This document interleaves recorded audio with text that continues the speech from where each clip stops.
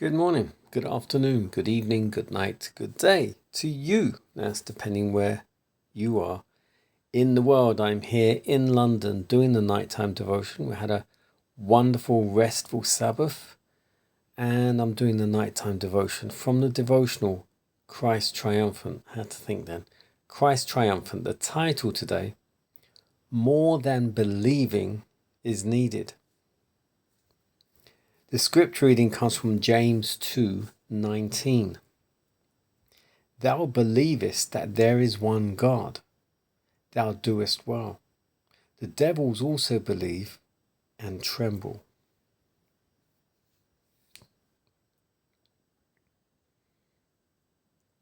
In the near future, we shall understand something of what it is to be tested.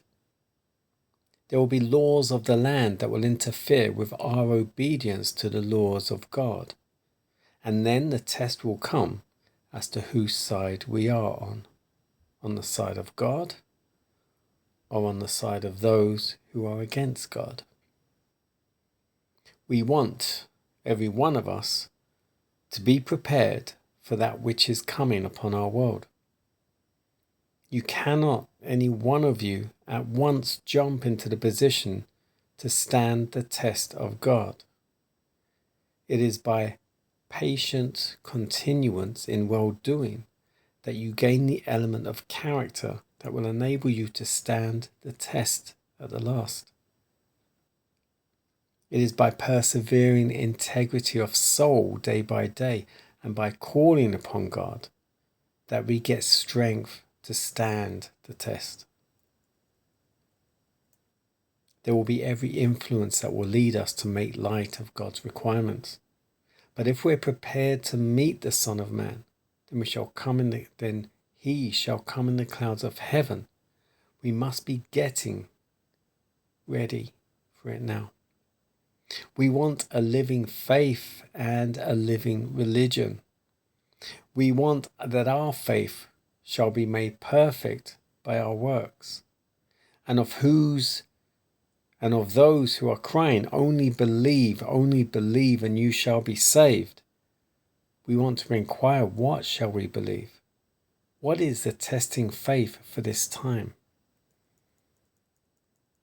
There was one in the parable that Christ gave us who begged that someone from the dead might go to his relatives and warn them that they might believe. But Christ told them, they have Moses and all the prophets. If they hear them not, neither will they be persuaded, though one rose from the dead.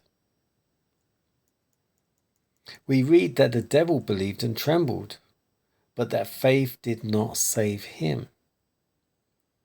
We want that faith that has the Bible foundation for it, that faith that gasps a living Saviour and a living God. The blood of Christ alone can cleanse the sinner from every stain of sin. Had they acknowledged that law, it would have pointed out to them in the old world what sin was, and they would not have dared to sin. God is gathering out and binding up those who love and serve him and are wicked. The wicked are being bound in bundles, ready for the fires on the last day. It depends wholly upon us which bundles we will be in, whether we'll be with the good wheat or bound in the bundles for the fires of the last day. The eternal reward is to be given to those who are faithful and obedient to God.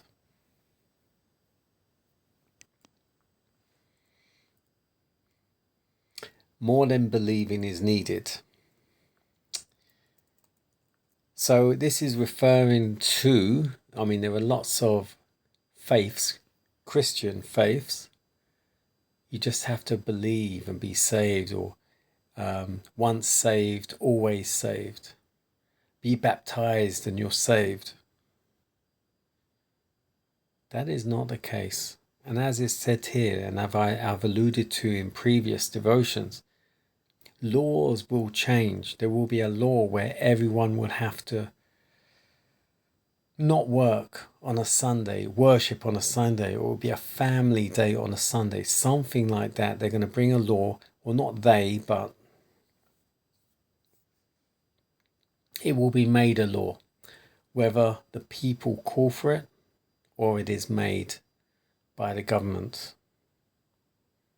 But it will be the Pope behind it, the papacy. And when that law is made that everyone must worship on a Sunday, the first day of the week, that is the time probation will close for many people, majority of the world. The fourth commandment clearly states, remember the Sabbath day to keep it holy. The Sabbath day is the seventh day. And as you read, as I've said before in Luke, if you want to know which day exactly is the seventh day, Luke 23 from 53 onwards, it talks about Jesus dying on the cross on the Friday, which they call the day of preparation. The Sabbath drew on, so they rested the Sabbath, which was the Saturday after that. And then it says, on the morning of the first day, the women ran to the tomb. We all know that they went to the tomb on the morning of Sunday as the first day of the week. It's all there clearly in the Bible.